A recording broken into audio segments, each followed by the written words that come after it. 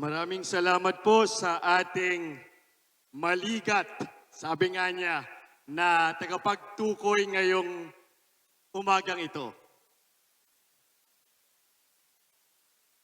Kung ang isang tao ay kailangang magtago para lamang tanggapin, manahimik para lamang hindi husgahan, at magpanggap para lamang mahalin, masasabi ba nating tunay tayong malaya?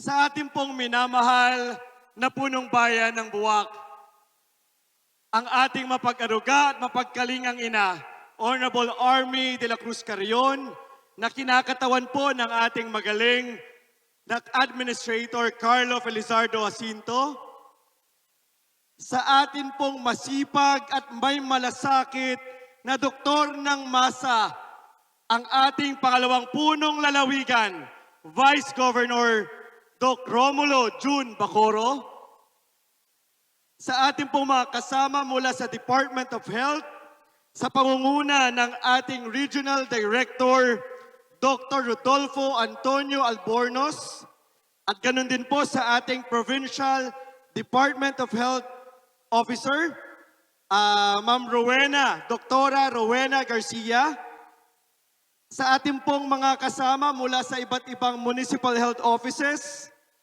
provincial health office, mga partner agencies, organizers, volunteers, runners, advocates, mga presidente po ng kanya-kanyang LGBTQIA community.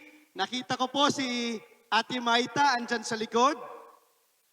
At higit po sa lahat, sa ating mga minamahal at ipinagmamalaking LGBTQIA+ community ng Marinduque. Isang makulay, makahulugan, at mapagpalayang umaga po sa inyong lahat. Ngayong araw po, tayo ay nagtipon hindi lamang upang tumakbo. Tayo ay naririto upang magpahayag ng isang mahalagang paninindigan na ang bawat tao ay may karapatang mabuhay ng may dignidad, paggalang, kalayaan at pagmamahal. Ang Marinduque Pride Run 2026 ay higit pa po sa isang fun run. Ang bawat naging hakbang natin ngayong umaga ay may mensahe. Ang bawat pagtakbo po ninyo ay may saysay. At ang bawat kulay na dala natin ay nagsasabing, ikaw ay mahalaga. Ikaw ay kabilang at ikaw ay karapat-dapat na igalang. Sa ating pong mga kapatid sa LGBTQIA+ community, bagamat wala po ngayon ang ating mahal na Gobernador Melgo, sa kadahilan ng siya po ay kasama sa tumanggap ng pagkilala mula sa Department of Agriculture para sa kauna-unahang Kawad Saka Award na nakuha ng ating lalawigan sa pamamagitan po ng Three Sisters Homemade Banana Chips bilang Outstanding Agricultural Entrepreneur. Nais po niyang ipaabot sa inyo ng may buong puso na nakikita po namin kayo. Naririnig po namin kayo, kinikilala po namin kayo, at higit po sa lahat, mahalaga po kayo sa ating lalawigan. Kayo po ay hindi hiwalay sa ating lipunan. Kayo po ay bahagi ng ating mga tahanan, paaralan, opisina, barangay, organisasyon at pamahalaan. Kayo ay mga anak, kapatid, magulang, kaibigan, guro, health worker, negosyante, alagad ng sining, profesional, leader, lingkod bayan at mabubuting mamamayan ng Marinduque. Marami po sa inyo nagbibigay saya sa ating mga pamilya. Marami ang nagbibigay galing sa trabaho. Marami ang nagbibigay kulay sa komunidad. Marami ang tahimik na tumutulong, nagsisilbi, nagmamalasakit at nagmamahal kahit minsan ang mundo ay hindi naging patas sa inyo. Alam natin na may mga kapatid tayong lumaki na takot hong magsalita dahil baka hindi maintindihan. May mga kabataang takot magpakatotoo dahil baka ho talikuran. May mga taong pinipiling ngumiti sa harap ng iba kahit po sa loob alam natin pagod na sila sa paghuhusga, panlalait at diskriminasyon. Kaya po mahalaga itong ginagawa natin ngayon. Mahalaga po itong pride. Dahil ang pride ay hindi lamang kulay. Kanta, sayaw, watawat o selebrasyon. Ang pride ay tapang. Ang pride ay pagbangon. Ang pride ay pagsasabing, hindi ako dapat ikahiya. Hindi ako dapat itago. Hindi ako dapat saktan dahil lamang sa aking pagkatao. Ngunit sana po mga minamahal naming kababayan, hindi ho matapos ang mensaheng ito sa buwan ng Hunyo. Hindi dapat matapos ang paggalang kapag natapos na po ang programang ito ngayong umaga. Hindi ho dapat matapos ang pagtanggap kapag ibinaba na ang mga rainbow flags. Dahil ang pagkakapantay-pantay ay hindi pang Pride Month lamang. Ang respeto ay hindi para sa event din lamang na ito. Ang pagmamahal ay hindi ho dapat may kondisyon. At ang dignidad ng tao ay hindi ho dapat ipinagmamakaawa. Kung tunay nating sinasabi na bawat buhay ay mahalaga, dapat kasama rin po dito na ang bawat buhay ay walang pinipili, walang itinatatangi, walang iniiwan. Kasama po rito ang miyembro ng LGBTQIA+. Kasama ang bawat taong matagal nang naghihintay na tanggapin hindi bilang iba, kundi bilang isang kapwa. Ngayong araw po kasabay ng Pride Run, narito po ang mga serbisyong pangkalusugan, HIV testing and counseling, TB screening, nutrition and wellness services, health education, PhilHealth registration, BP monitoring at iba pa. Samantalahin po natin ito. Napakahalaga po ng mensaheng gustong iparating sa atin ng ating Regional Department of Health. Kakasabi lang ni Director Albornoz, ang kalusugan ay para sa lahat.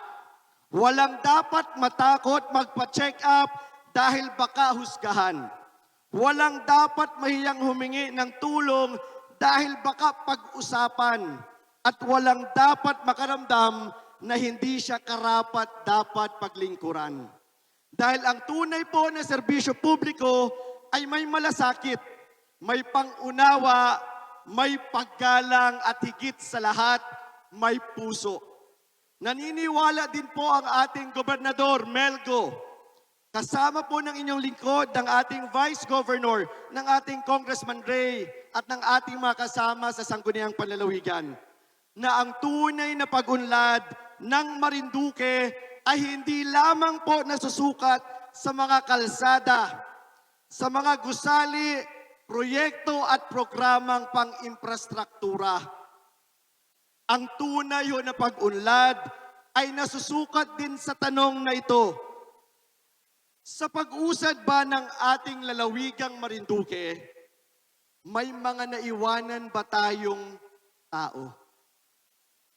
Dahil kung may isa pong kabataang takot umuwi, dahil hindi siya tanggap sa tahanan, hindi pa po sapat. May isa pong kabataang takot umuwi, dahil hindi siya tanggap sa tahanan, hindi pa po sapat ang pag-unlad. Kung may isang manggagawa hong pinagtatawanan dahil sa kanyang pagkatao, Muli inuulit ko, hindi pa po sapat ang ating pag-unlad. At kung may isa hong pasyenteng nahihiyang humingi ng tulong dahil sa takot na siya'y mahuhusgahan, hindi pa sapat ang ating pag-unlad. Kaya kapag sinabi po natin go forward Marinduque, ang ibig sabihin po nito ay pasulong para sa lahat.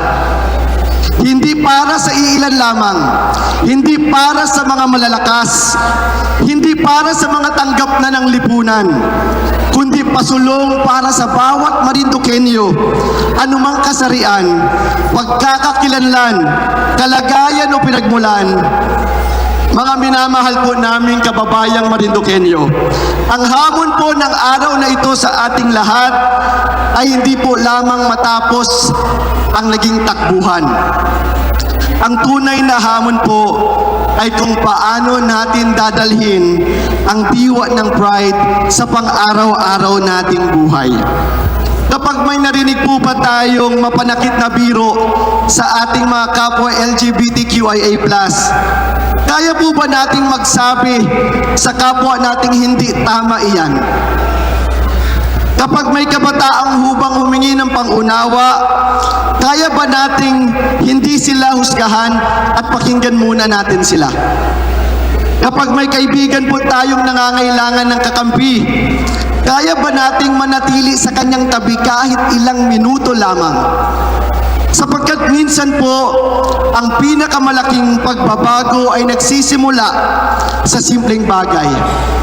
Sa salitang hindi nakakasugat, sa tingig na hindi ho naghuhusga, sa pamilyang tumatanggap, sa kaibigang naninindigan, at higit po sa lahat, sa isang pamahalaang nagsasabing kasama ka at hindi ka namin iiwan.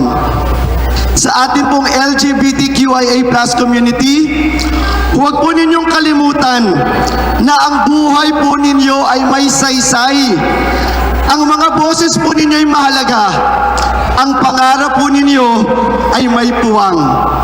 Ang pagmamahal ninyo ay hindi ho kahinaan. Ang pagkatao ninyo ay hindi pagkakamali. Hindi ho kayo pabigat, hindi kayo problema, hindi ho kayo dapat ikinahihiya. Kayo po ay biyaya, kayo ay liwanag, kayo ay bahagi ng ganda, tapang at talento ng isang ipinagmamalaki nating Marinduque. Sa mga pamilya po nila, kaibigan at alays na nandirito ngayon, maraming salamat po sa pagpili ng pagmamahal kaysa pagtakwil. Para sa isang taong matagal nang nasasaktan, ang simpleng salita pong tanggap kita ay maaaring maging simula ho ng kanilang paghilom. Para sa isang taong matagal nang nag-iisa, ang pagsasabi pong nandito ako ay maaaring maging dahilan upang magpatuloy po sila sa buhay. Kaya ngayon pong umaga, sa bawat naging hakbang natin, sana po ay may dala tayong panata na mas magiging maingat tayo sa ating mga salita, mas bukas po sa pag-unawa, mas matapang sa pagtatanggol at sa mga naaapi, at mas handahong bumuo ng komunidad na ligtas, makatao at mapagmahal para sa lahat. Dahil ang totoong finish line po ng Pride Run ay hindi lamang po ang naging dulo ng ruta o ang Moriones Arena. Ang totoong finish line po ay ang araw na wala ng batang iiyak dahil hindi siya matanggap ng sarili niyang pamilya. Ang totoong finish line po ay ang araw na wala ng taong matatakot magpakatotoo. Ang totoong finish line ay ang araw na wala nang kailangang magmakaawa para sa respeto. Kaya muli sa aking pagtatapos, muli ko pong ibinabalik ang tanong. Kung ang isang tao ay kailangang magtago para lamang tanggapin, manahimik para lamang hindi husgahan, at magpanggap para lamang hindi mahalin, masasabi ba nating tunay tayong malaya? At ang sagot po ay hindi. Hindi tayo tunay na malaya hanggat may kapwa tayong takot maging totoo. Hindi tayo tunay na maunlad hanggat may kapwa tayong naiiwan. Hindi tayo tunay na makatao hanggat may kapwa tayong hindi ho nararamdaman na siya ay kabilang. Muli po, mabuhay ang LGBTQIA+ community ng lalawigan ng Marinduque. Mabuhay po ang ating pagkakapantay-pantay. Mabuhay ang makulay, mapagkalinga at nagkakaisang lalawigan ng Marinduque. Go forward, Marinduque, ng may dangal, may malasakit, may pagmamahal at may puwang para sa bawat isa. Muli po, magandang umaga sa inyong lahat.